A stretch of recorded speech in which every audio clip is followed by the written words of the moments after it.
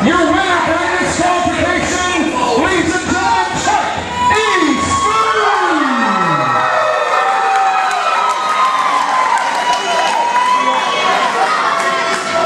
ladies and gentlemen, it's just been given to me that the MWA Kentucky Heavyweight Championship will be decided in the Battle Royal this evening.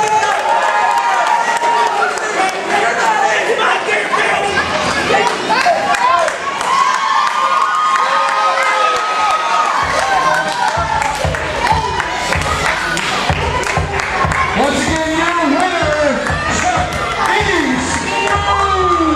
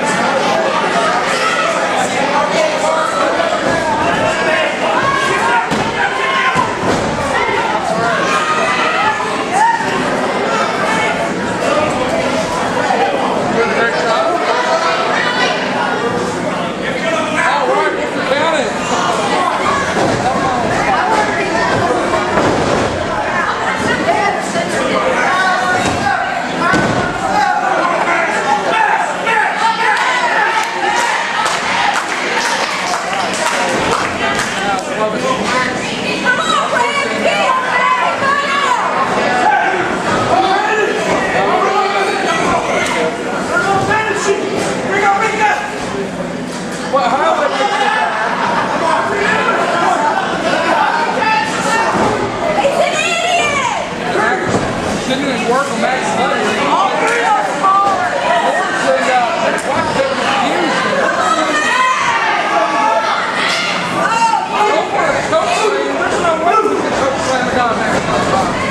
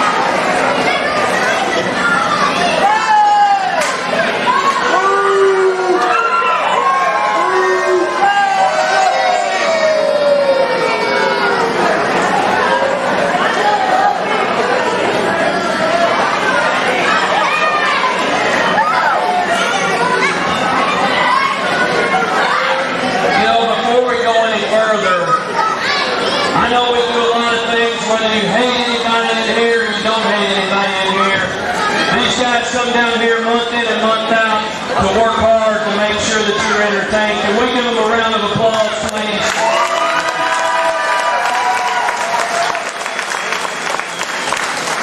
All right, now down to Hall of Fame. You know, it takes a lot of things to be inducted into the MWA Hall of Fame. For me, it's not just being a wrestler, ring announcer, or whatever it is. I think that 99.9% of the people that are inducted into the MWA Hall of Fame are a class act. This class of 2011 is second to none. A lot of the people that are in this class are very special to me in many, many ways, and very special to some of these other guys. So what I'd like to do is tell you a small story about the first guy that we're inducting into the MWA Hall of Fame. 1996, I purchased the MWA from the fabulous Danny Fargo in Nicholasville, Kentucky. I'll never forget the day. We drove down, and I called up north because I've been wrestling for years, 4 or 5 nights a week, and I saw this guy in the ring, and he wore a tuxedo every time we were together, and he portrayed himself well. The fans loved him, and I told myself, I said, when I bought the company, there was 3 people that I wanted to hire. The first guy was Roger Ruffin because he has the best mind of anybody I know in wrestling. The second guy at that time was a referee by the name of Harvey Hamilton. Great referee. And the third person that I told myself that I wanted to be a part of my company because he's not only the greatest ring announcer in the history of my company, the MWA, and your company. He's a single dad that does it every day, that takes care of his kid regardless, has no help, but he goes to bat for that little kid every day. And he's out here, and if you look at the monitor, ladies and gentlemen, the class of 2011 welcomes Sledd Rick Tom.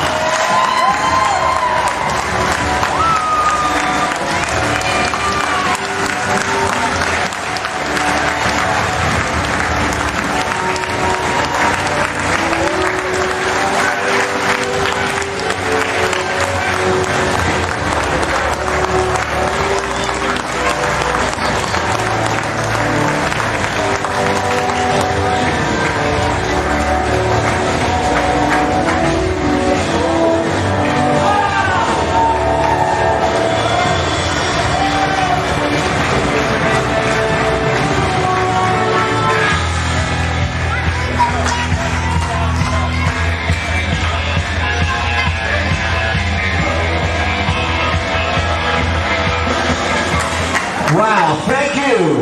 How's everybody doing tonight? Wow, you know, I've been doing this ring announcing thing for like 17 years now. And when I joined up with the MWA, it was every Sunday night at Georgetown Convention Center. You all remember those days?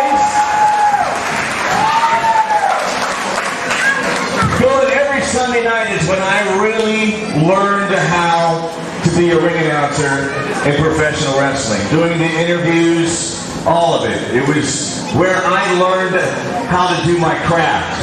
And I'll always be grateful for that. Chris Hayes, when he called me up and said, man, you got to be involved with this promotion. I'm so grateful for that. But not only that, I probably got maybe 3 or 4 people in my life that I would really call a friend. I don't let people get too close to me. But Chris Hayes became like family to me. And that's what's really, really the biggest and the best memory that I have of working for MWA. Thank you, Chris.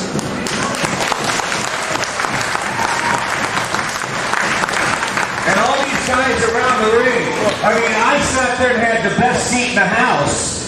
It's unbelievable. And the matches that I saw, the wrestling that I saw, was incredible. I couldn't wait for Sunday nights. And remember, we used to do the MWA hotline together.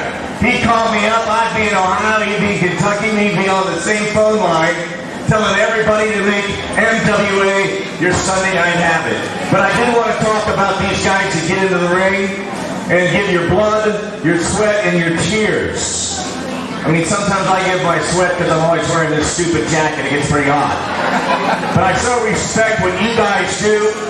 I mean, I love professional wrestling, and I'm honored that you guys are all right out here at ringside. And I guess at this point, very, very honored. I'm happy to share this with all of the folks sitting here. And I want to say this. 41 years the MWA's been around. Yeah. And I would like to assume it will be around 41 more. So what that means to me is after I'm gone, I know that I will always be remembered right here in the MWA, and I think that's pretty special. Thank you very much.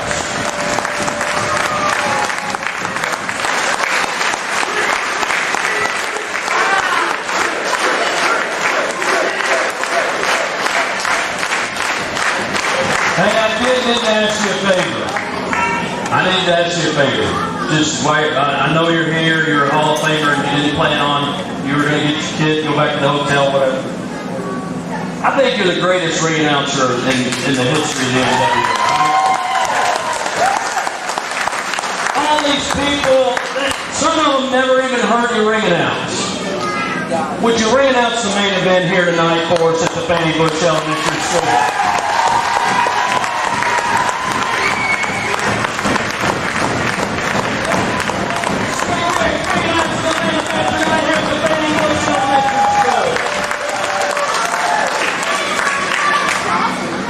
Thank you, Rick. I won't ask any more favors of you tonight. This next guy that we're inducted into the MWA Hall of Fame is, I can't even explain how many times I wrestled him. I can't explain how many times he kicked my head off. I can't explain how many times we had fun together. I can't explain the athlete that this guy is inside this ring. I know that everybody hears that, you know what, that stuff's fake. You guys didn't hit each other. Yeah, whatever. Whatever.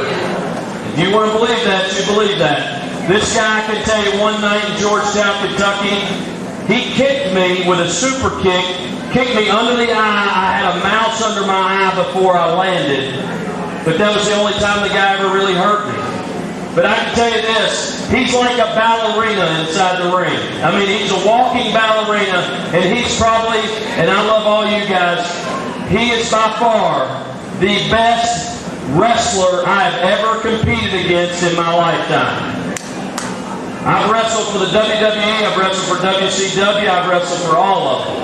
This guy, without a shadow of a doubt, is the best wrestler that's the most, he's the most sought after superstar in the world, but I can tell you this, he's probably the one guy that has the best wrestling ability that never got a chance. And I promise you that, and I'm sincere when I say that. My brother and I talk about it, Jim Chadwick knows about it, Tuffy knows about it, everybody, I don't know if anybody ever got the privilege of seeing this young man wrestle. But ladies and gentlemen, it was with my honor and my privilege that I would like to induct this man into the MWA Hall of Fame. He's known as the headliner, Mr. Chris Michaels.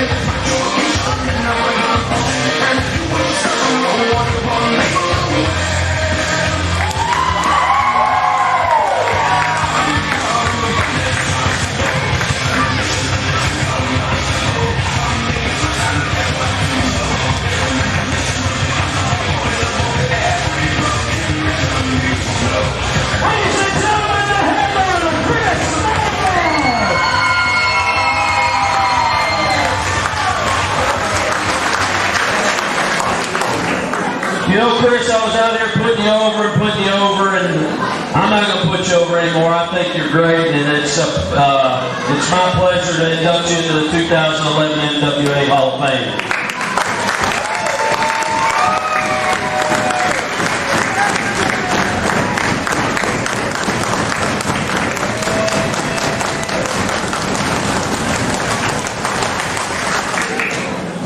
Y'all are too much. How we doing, Winchester?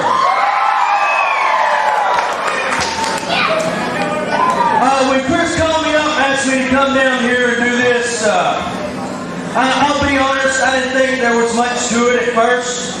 But now that I'm here and I see the response and see all you people and see all the guys out here, I'm telling you, it's been a long time since I've been nervous, and I am really nervous right now.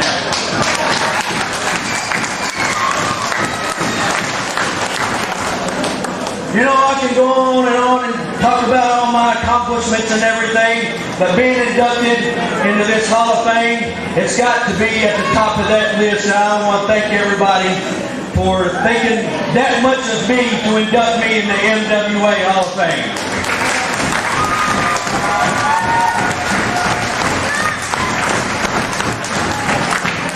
I'll try to make this brief. 22 years ago, this year, I started my wrestling career. I had just turned 16 years old. I was still a junior in high school. Local promoter, his daughter went to high school with me, started a little wrestling school there, and I thought, man, what are the odds of a pro wrestling school coming to this little small town? I'm like, this is a sign. Because my mom, as a pastime, took me to watch local wrestling events when I was a kid. And I told her one day, I guess I was 5 or 6 years old, and I said, Mom, take me and let me be on that TV where those guys are. And here I am, a skinny little kid. I probably weighed 140 pounds. But I was very lucky. A lot of guys have it really hard, really rough training to be a pro wrestler. But I have to admit, I had it pretty easy because I guess they thought they saw talent in me and thought I could go somewhere, and I guess they thought they could, live off of me, But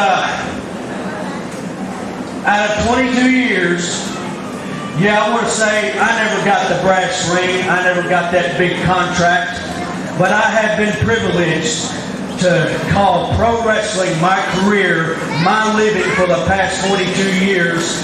And to me, just being able to step through those ropes and perform in front of you people, that's making it. That's making it to the top.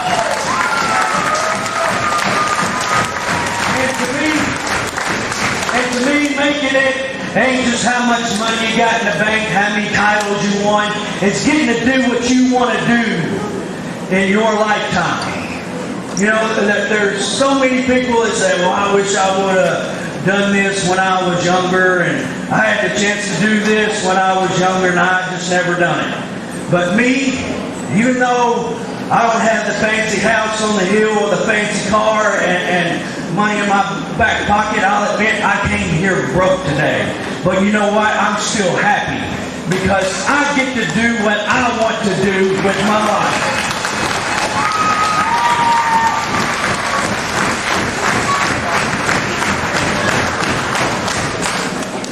I started my career with the MWA with, I know you know the old promoter, Dale Mann. I started with him the latter part of 1989, and then went into 91. When I graduated high school, I went on the road with him full time. And at that time, it's summertime, he had all the fairs, man. I was busy 6-7 days a week, and I thought, man, I've made it already. But I broke away from Dale Mann. I got the opportunity to go to the USWA. I had a tag team partner by the name of Todd Morton, and we became the USWA Tag Team Champions on 2 occasions. That's a big highlight for me. And we got to work with a famous tag team you may have heard of, PG-13. Had an ongoing feud. And then from there, I got the privilege to wrestle for Smoky Mountain Wrestling with Jim Cornette. And I can remember, and I just watched this match not long ago. I got the team with Rock and Roll Express, Robert Gibson, for the Smoky Mountain Tag Team titles. And that was a big highlight for me. And then from there, also rewind back in 1994, I got to do several matches for WCW. And I can say I stepped through the ropes and locked horns with, he was called Studying Steve Austin then, but you know him as Stone Cold. I got to lock horns with that guy. I got to lock horns with Booker T, Van Vader. And the list goes on with WCW, and then I went on to Music City Wrestling the latter part of the 90s, on into the 2000s for Burt Prentice. And come 2000, Jim Cornette called me up, and he said, I got a spot open for you and your old partner, Sean Casey in OVW Wrestling, Ohio Valley Wrestling out of Louisville. And what we were paid to do there was, they had we had TV matches with guys who were on contract with the WWE at the time. And they weren't big stars then, they were just learning their craft too. But our job was to have matches with them on TV and then take them out back and critique them, tell them what we thought they done right, what they done wrong, and what they could work on. And some of those names are You Can't See Me, John Cena. Batista, Shelton Benjamin, Randy Orton, and now he's in the UFC. At that time was Brock Lesnar.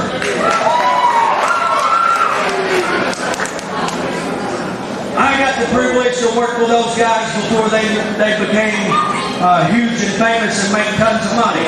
By the way, you guys are welcome. And then in 2002, I got a brief stint with TNA.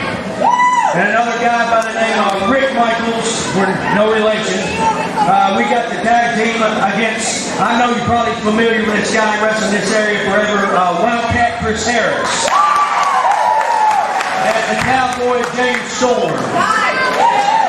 We worked with those guys, TNA briefly, and then for some unknown reason I was relieved of my duties. But since then, and then I was just thinking the other day, speaking of Hall of Fames, I've gotten the privilege to step in the ring with, I'm thinking at 6 or 7 Hall of Famers now. Some of those is great to have their Valentine.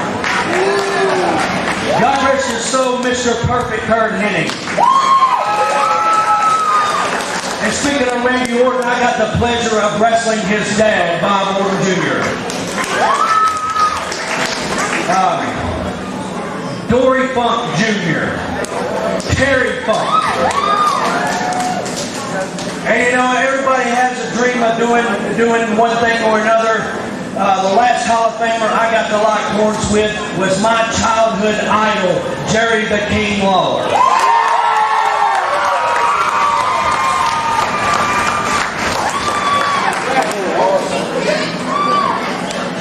And you know, still to this day, I'm still active, I'm still competitive, but I've been talking with my beautiful fiance back there, Ashley. We have a little one on the way, and 22 years. I can say I've lived my dream. I have done all I've set out to do. Like even some of the famous arenas around. The only arena I never got to wrestle in that I wanted to, of course, would be, for anybody that's around this ring, would be Madison Square Garden. But I got to wrestle in some of the famous arenas that I watched growing up, and I've gotten to do what I wanted to do. I just want to say, if I've had my last match, that I can walk out of this ring tonight and feel fulfilled that I have lived my dream and I've done what I wanted to do.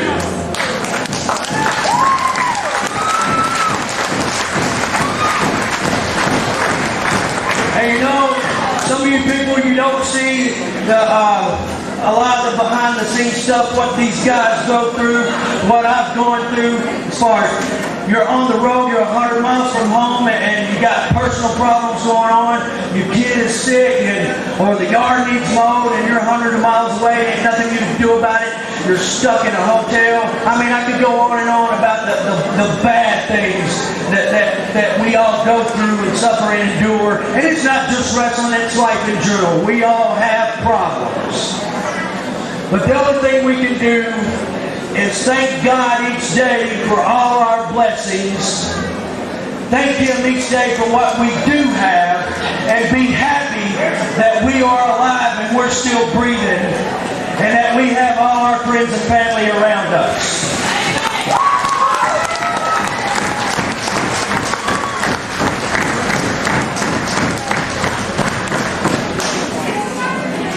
And please, I know, like, you see so much wrestling nowadays. You can probably turn on the television and watch it night after night after night, and you seem like it's shoved down your throat, and it's like, God, wrestling's on again. But I mean, you people are here live, and you get to see it live. There ain't nothing like seeing it live. And I know these guys right here, to get in this ring, it comes from the heart.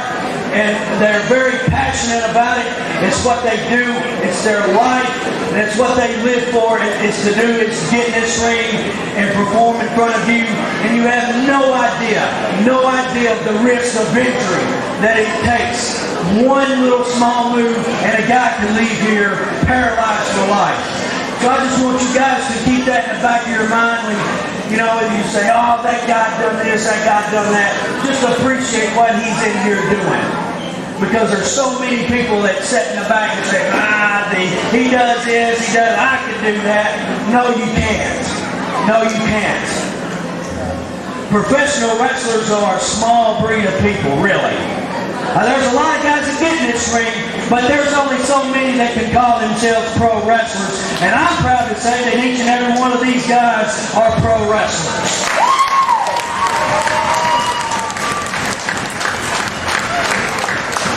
I know I probably went way over time, and I've rattled on way longer than I should have. I mean, I know you guys are ready to get back to action, but I can't say it enough. I want to say thank you for having me here, and thank you for thinking as much as me to put me in the MWA Hall of Fame. God bless, and I hope to see you down the road very soon.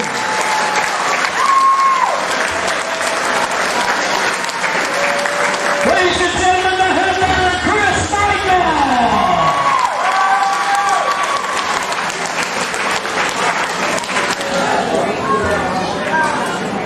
All right, this is the last guy. We got our two guys, Rick Thompson, Chris Michaels in the ring. This guy holds a special place in the MWA. I think he holds a special place with a lot of guys that are standing around ringside. I don't have a large monologue, I just shoot from the hip, but I tell you what comes from my heart. And that's sometimes when I start crying and all that other stuff. I think when I had kids, I got real emotional. But I'm going to tell you a little bit about this guy. First, you know what, and I'm shooting straight from the hip. This guy's class act from start to finish. He's a class act from the time he puts his shoes on in the morning until the time he goes to bed, covers up at nighttime. This guy's a class act. The very first time that I ever knew about this gentleman was I was running a show in Georgetown, Kentucky at this big yellow building, and I thought I was running Madison Square Garden. I had a big head, and boy, we were running rampant. We were the only show in town with the only guys in town. Didn't have any business running, and nobody else had any business running wrestling shows.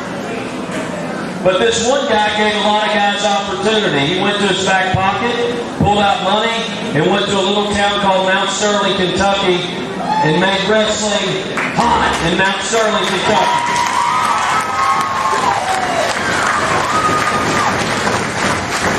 So you know what? There was this part of me, you know, everybody has a small ego. I'm down in Georgetown, and they're like, daggone, these guys are drawing 250 people on Saturday nights down there, and I'm on Sunday nights paying $300 rent. Got all these superstars. I thought, we're drawing 100 people, and they're blowing us out of the water every Saturday night. They're killing us. With guys like Ray the Bear Steele, guys like the Bean Lean Donnie Green, like Shayne Parker. All these hungry kids were down in Mount Sterling. They were doing it. They were selling the place out every Saturday night. And you know what? There's nothing that made me more of a humble human being to know that this guy I don't know how much wrestling knowledge he had, but he went down there because he loved his two boys, Shayne Parker and Tom Booty Parker, and they went down there on Saturday nights at the Ensel Street Jubilee, and they made professional wrestling on I-64 corridor right down at the Ensel Street Jubilee, believe you me. There was a lot of people that tried to run wrestling down there. I even tried it, and I looked out there, we had 33 people. Tom Parker ran it because he could run for the governor of Mount Sterling and would win. He had 200 every Saturday night. And I was humbled, absolutely humbled. But I can tell you this, there's not a part of me that's ashamed to say that there was a guy that's a class act like him that came in there and kicked my hind end on Saturday nights in Mount Sterling when I was in Georgetown, Kentucky, because he's a class act. And I have the utmost respect for Mr. Tom Parker. And ladies and gentlemen, without further ado, please welcome the class of 2011, Mr. Colonel Tom Parker.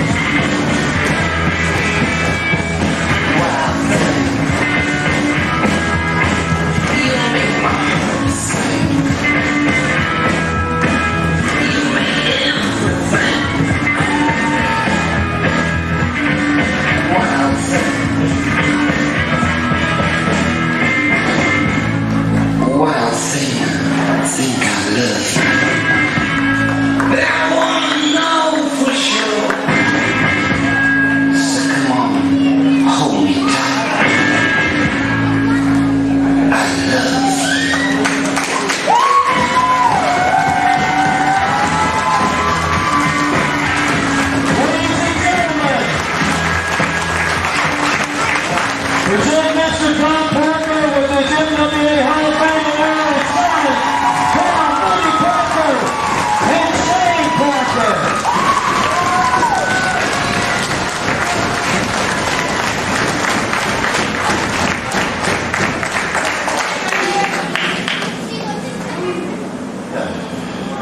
Boy, it's hard to go around the ring now. About out of breath. Chris, I thank you for everything you said, buddy.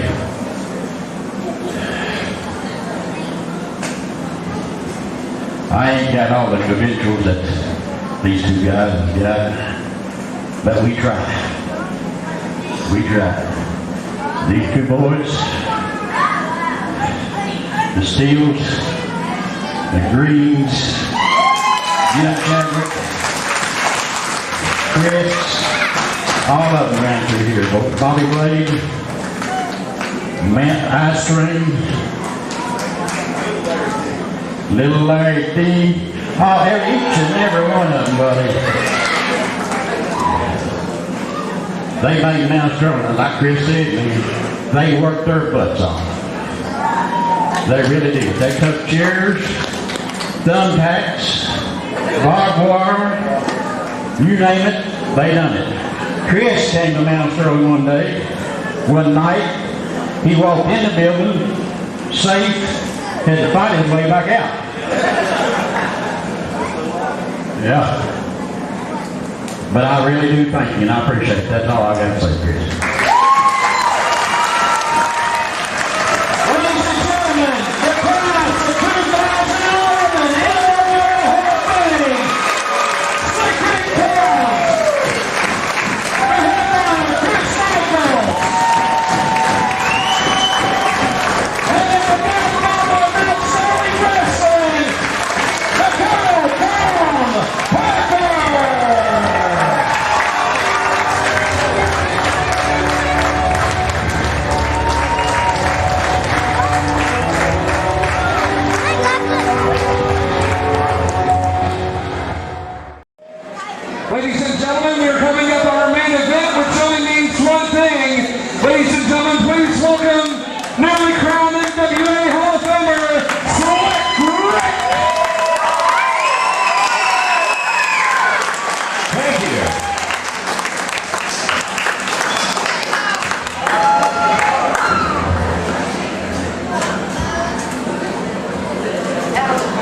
fans, this is your final event of the evening.